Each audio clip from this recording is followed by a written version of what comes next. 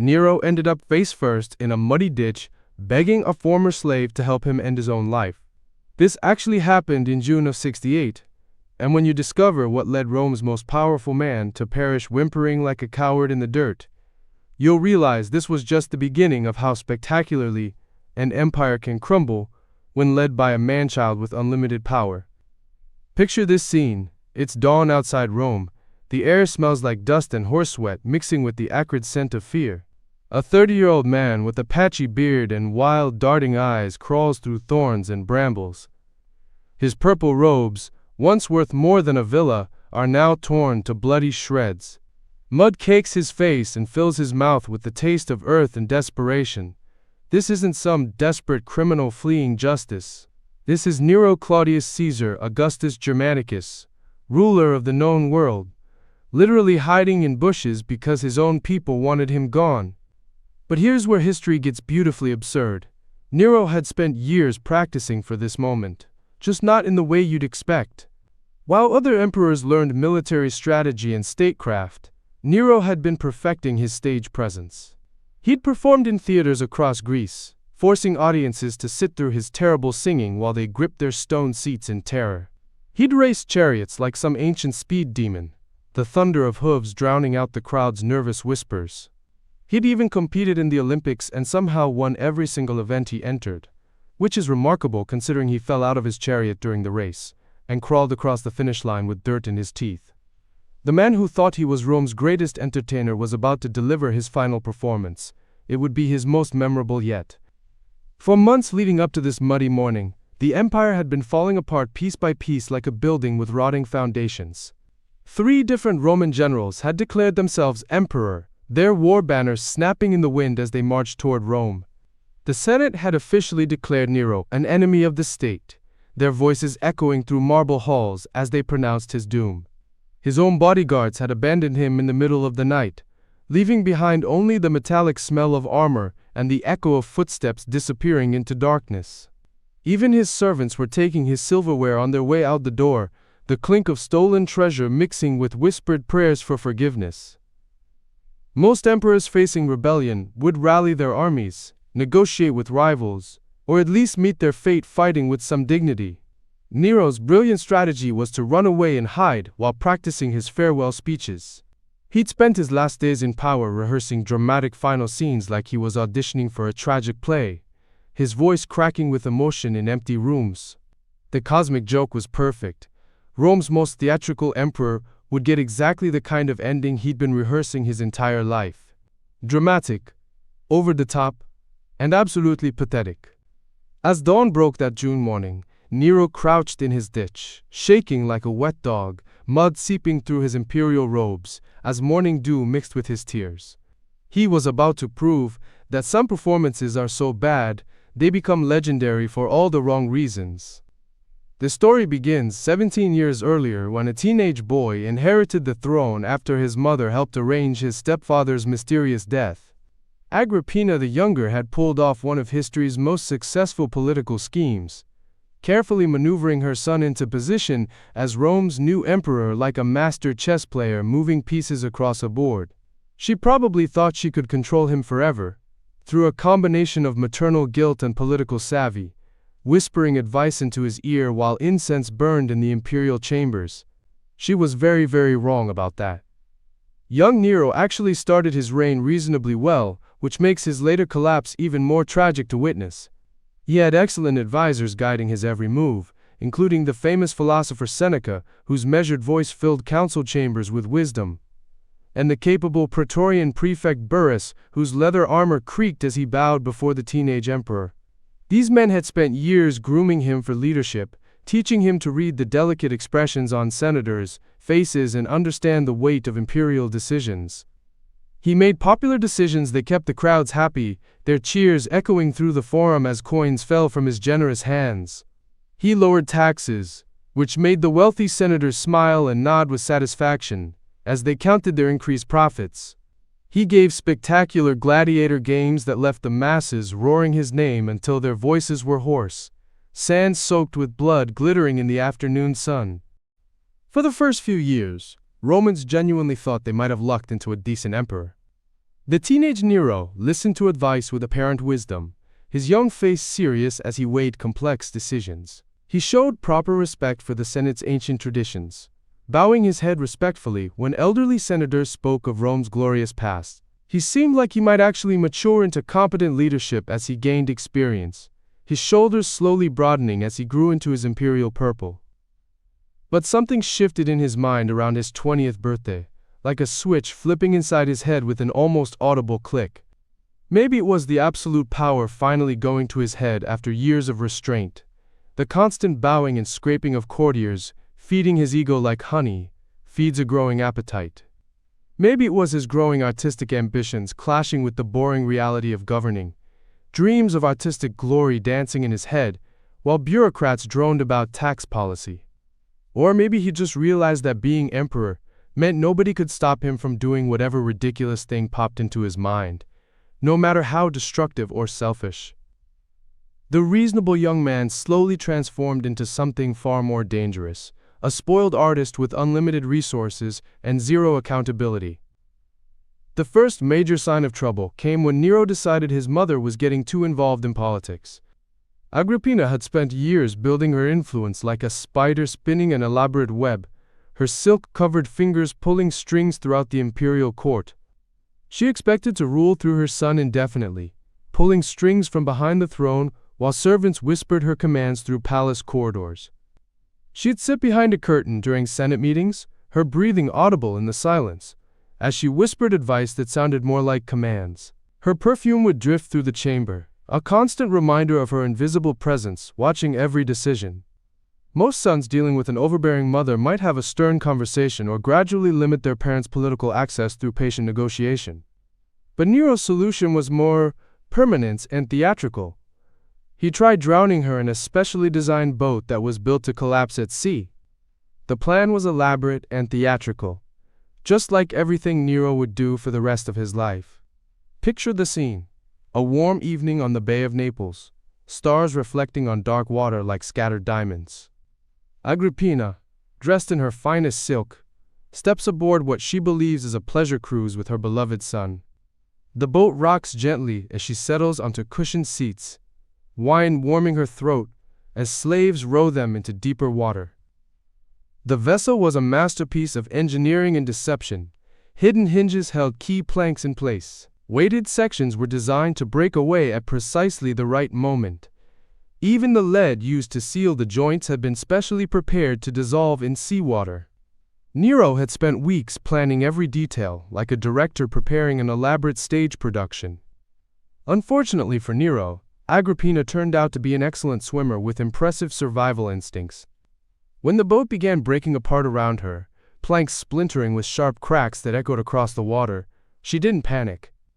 As icy seawater rushed into the cabin and the vessel tilted at impossible angles, she kicked off her heavy robes and dove into the black waves. Her powerful strokes cut through the water as pieces of the boat sank behind her with gurgling sounds. She made it to shore, dripping wet, and probably wondering why her son's boat had such mysteriously terrible construction quality. The woman who'd spent decades navigating Roman politics wasn't going to be fooled by an obvious assassination attempt disguised as bad seamanship. When the collapsing boat trick failed spectacularly, Nero abandoned subtlety entirely, like a frustrated actor throwing away his script. He simply dispatched soldiers to her villa on a quiet night when crickets chirped in the gardens and oil lamps flickered in windows. They found her in her bedroom, brushing her long hair before a bronze mirror, while night air drifted through open shutters. Agrippina knew what was coming the moment she heard boots on marble floors. According to historical accounts, she stood up slowly, her brush clattering to the floor, and pointed to her womb. She reportedly told the soldiers to strike there first, since that was the part of her body that had given birth to such a monster. The blade entered her belly with a wet sound, and she doubled over as blood soaked through her silk nightgown. Her death was neither quick nor painless, her cries echoing through the villa until they finally faded into silence. When morning came, Nero told the Senate she'd been plotting against him, which was obviously a lie, but nobody dared call him out on it. The senators, terrified of sharing her fate, nodded along with this transparent fiction, while sweat dripped down their faces and their hands trembled as they raised them in agreement. This became Nero's standard pattern for handling problems throughout his reign.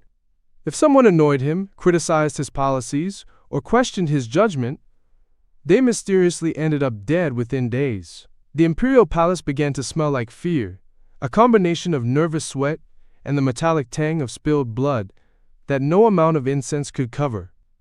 His first wife, Octavia, became inconvenient when Nero fell madly in love with a married woman named Poppaea Sabina.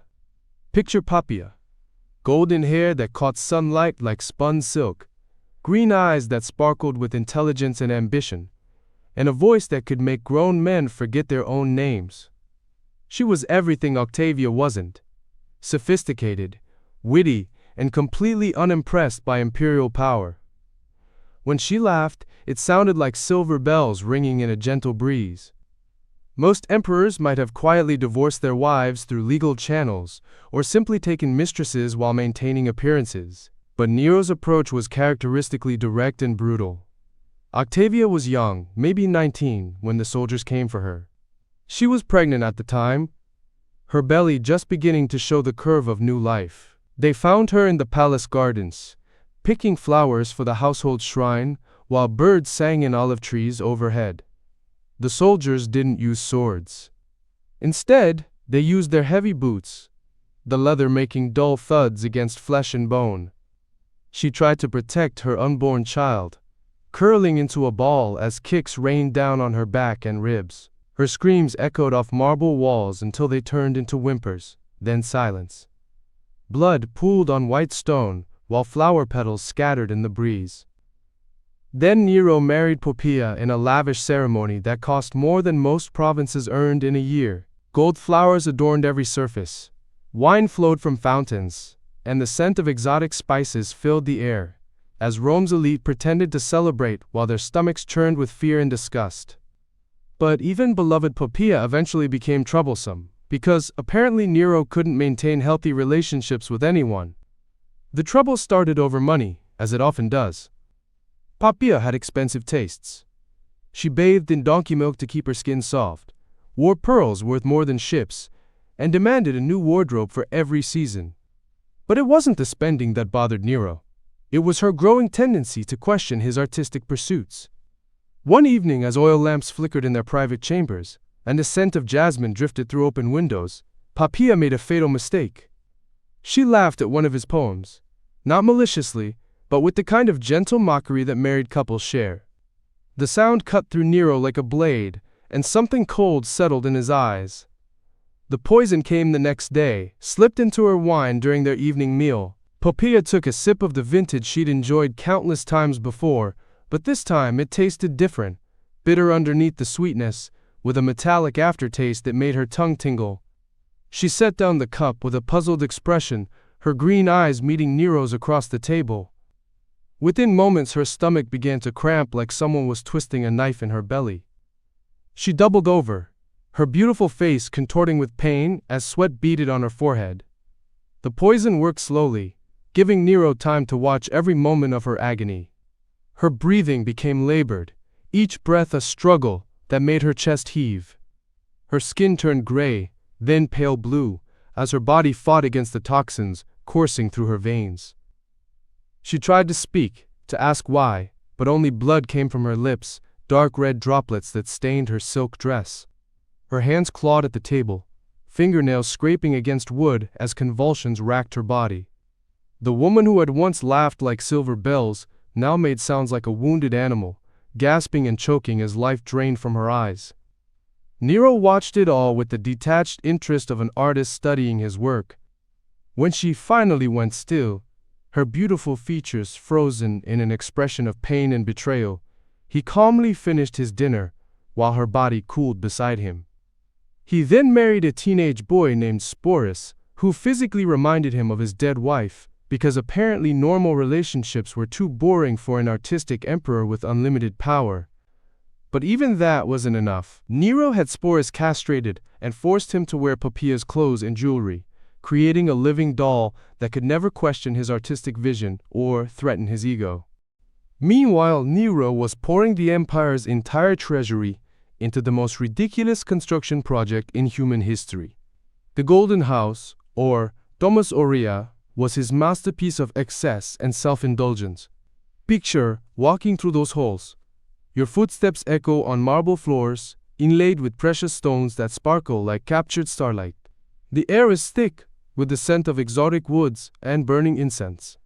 Gold leaf covers every surface, reflecting candlelight in thousands of tiny flames that dance across walls and ceilings. The palace covered roughly 300 acres, sprawling across multiple hills in central Rome like a golden cancer growing through the heart of the city. Walking from one end to the other took nearly an hour, past room after room, designed to showcase Nero's artistic achievements and divine status. The complex had its own artificial lake, complete with imported swans that glided across waters that reflected painted clouds on artificial skies. Entire forests grew inside the buildings, creating an indoor wilderness where exotic birds sang in imported trees, while slaves sprayed perfumed mist to simulate morning dew. Dining rooms featured ivory ceilings that opened with hidden mechanisms to drop flower petals on guests during meals. The petals would flutter down like colorful snow, landing in wine cups and on silk clothing, while mechanical nightingales hidden in the walls sang artificial songs. The floors were heated by underground fires, making the marble warm to bare feet even in winter.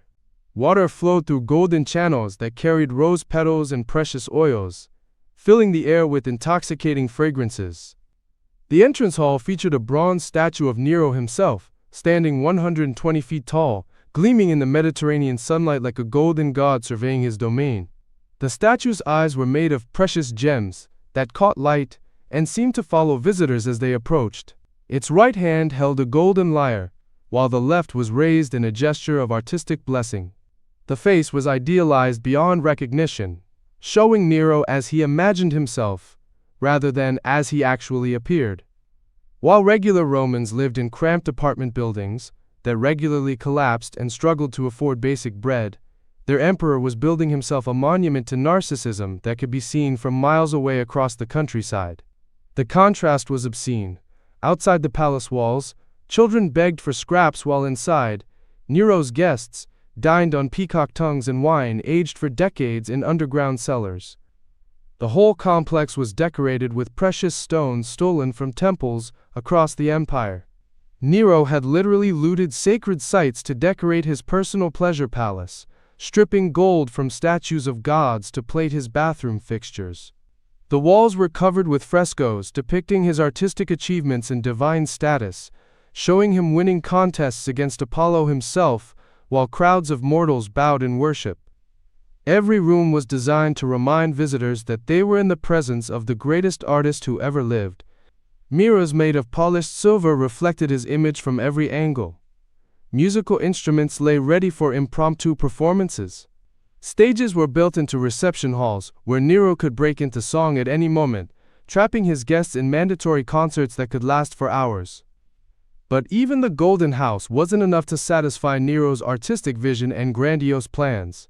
He wanted to redesign all of Rome according to his personal aesthetic preferences, turning the ancient city into a giant stage set for his performances. When a massive fire swept through the city in 64, destroying huge sections of the ancient capital, many Romans suspected Nero had started it deliberately to clear space for his urban planning projects. The fire began on a hot July night when the air was still and dry.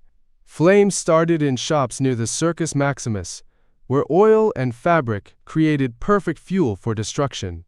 The fire spread with terrifying speed, racing through narrow streets while sparks leaped from building to building like deadly rain. The sky turned orange, then red, as smoke blocked out stars and filled lungs with ash. People fled in panic, carrying whatever they could grab, while the roar of flames grew louder behind them. Children cried for parents lost in the chaos. The elderly stumbled and fell, trampled by crowds desperate to escape the advancing inferno. The smell of burning wood mixed with something far worse, the sickening sweet scent of burning flesh, as those who couldn't escape fast enough were consumed by the advancing wall of fire. For 6 days and 7 nights the fire burned, destroying 10 of Rome's 14 districts in an inferno that could be seen from neighboring cities. Thousands of Romans lost everything they owned, watching their homes and businesses turn to ash and smoke while embers fell like snow on their upturned faces. Ancient temples that had stood for centuries crumbled into glowing ruins. Priceless artwork and historical documents turned to dust that swirled in the superheated air. While refugees camped in fields outside the city, sleeping on bare ground under open sky, Nero's response was swift and calculated.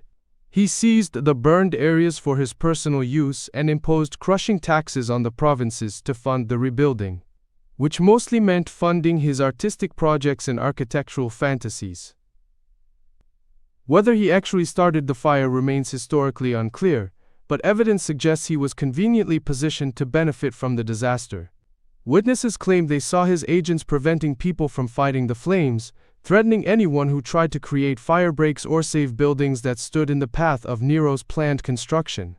Others reported seeing men with torches moving through areas that hadn't yet burned, setting new fires when the wind died down and progress slowed. This was when Nero's true passion revealed itself, like a theatrical curtain being pulled away. Politics and empire management bored him to tears, endless meetings about grain shipments and tax collection making his eyes glaze over with disinterest. Architecture was merely a hobby to occupy his spare time between more important artistic pursuits. What Nero really wanted with desperate intensity was to be remembered as the greatest artist who ever lived, his name spoken with reverence by future generations of poets and musicians. He genuinely believed he was a gifted singer, musician, actor, and poet, with talents that would echo through eternity. In his private moments, practicing before mirrors of polished bronze, he could see himself as the artistic genius he knew himself to be. His voice sounded beautiful to his own ears. His lyre playing moved him to tears. His poetry captured truths about the human condition that lesser minds couldn't grasp. The problem was that nobody dared tell an emperor he was terrible at something he loved with such obvious passion. So Nero lived in a complete fantasy world where his awful performances received thunderous standing ovations, and his clumsy athletic attempts earned him victory wreaths. His singing voice was reportedly weak and raspy, like a sick crow trying to imitate a nightingale, cracking on high notes and wavering on sustained passages. His lyre playing was amateur at best, full of missed notes and poor timing that made accomplished musicians wince in sympathy. His poetry was pretentious nonsense that would have embarrassed a third-rate street performer, filled with forced rhymes and overwrought metaphors that made no sense. But everyone applauded enthusiastically anyway, their hands growing red and raw from clapping, while terror filled their eyes. Because criticizing the emperor's art was an excellent way to end up dead in a ditch somewhere outside the city, your body left for wild dogs while your family mourned in secret. He began forcing Rome's elite to attend his private concerts, where he would perform for hours while his audience sat in terrified silence on hard stone benches. Their backs ached and their legs cramped, but they dared not shift or show any sign of discomfort. They knew they'd better look entertained and engaged throughout his entire repertoire, their faces frozen in expressions of false delight, while inside they counted the hours until freedom.